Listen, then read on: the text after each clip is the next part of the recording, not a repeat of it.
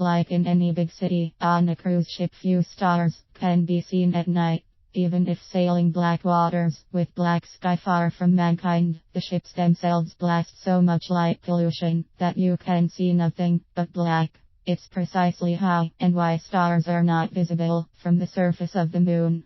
I pondered this one night, while at the stern rail. Aft port and starboard were all inky, impenetrable black.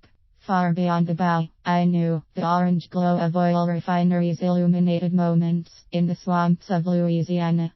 For we were nearing the mouth of the Mississippi River, the proximity of which was occasioned by navigational beacons of red and green, popping through the broken surface of the sea. What happens if I fall overboard? A man had asked me earlier. It was such a common question that my answer had become habit. The ship will stop, and a boat will pick you up. Such was the truth, if only half of it. I gazed into the wake of the ship, and watched the brown water churn. The waves looked very small indeed, from the top decks. If the 100+ foot fall did not kill the passenger, he would utterly disappear in the giant swells. Fortunately it is unlikely. Modern azipod propellers would chop him into chum, because the propellers remain safely below the hull, rather than behind it. I almost wonder if such a fate would be better, though.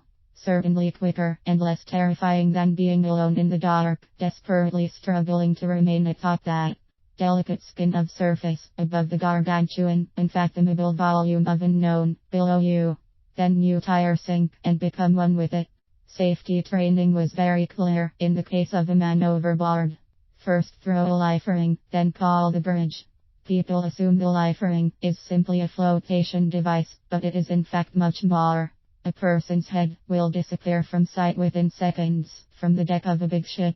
After throwing a life ring, we were trained to grab someone, anyone, to physically point at the swimmer, and not stop until he's found, no matter how long it takes. That physical act of pointing is paramount, for even if aware of the swimmer, he'll be lost in less than 1 minute, at sea. But at night, and if no one sees you fall, goodbye. That very cruise someone had, in fact, gone overboard. Rumors of how and why among passengers and crew were rampant. The leading story among the former being that 2 honeymooners were arguing and there was a push. Crew thought differently. Another suicide, most agreed. For suicides are not so rare. On cruise ships, more than a few folks intentionally spend their every last penny on a final week of wild abandon, and late on the final night, jump overboard. What better way to ensure no one will rescue you? How many people are looking aft of a ship at 3 a.m.? It is possible to survive such falls, but unlikely unless you are a fighter. Though statistically utterly insignificant, unexplained deaths on cruise ships do happen. Because most occur in international waters, reporting obligations and behavior are decidedly less than altruistic. Cruise lines invariably fudge reporting, because people read headlines, not articles. Whether it's a suicide or not matters little to critics, who pounce upon any hint of cruise line recklessness. Even if it is a suicide, days can pass before verification from land-based authorities, even with the presence of a note. By then sensational headlines would have already blown things wildly out of proportion. But any premature death is a tragedy. This much is true. All should be investigated, and ships aren't transparent enough. That is also true. But do we need to be worried about dying on a ship? That's the question to ask. According to David Pekin, of CLIA Cruise Lines International Association, between 2003 and 2012 there were 59 fatalities resulting from ships' operations. That's out of 239 million passengers who sailed, and not including natural causes or falling overboard. 59 out of 239 million. HMM. Between 2003 and 2008, 108 people died from cattle-induced injuries across the United States, according to the CDC Centers for Disease Control and Prevention.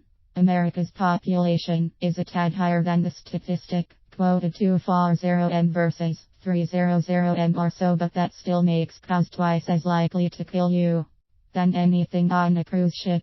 Further, that cost statistic is for only a 5-year period, whereas the cruise article is citing 8 years. Even more surprising is that driving accidentally into a cow on the road is not part of this statistic.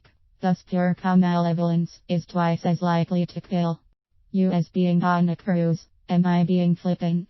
Of course, but humor is a great way to dispel fear, especially irrational fear.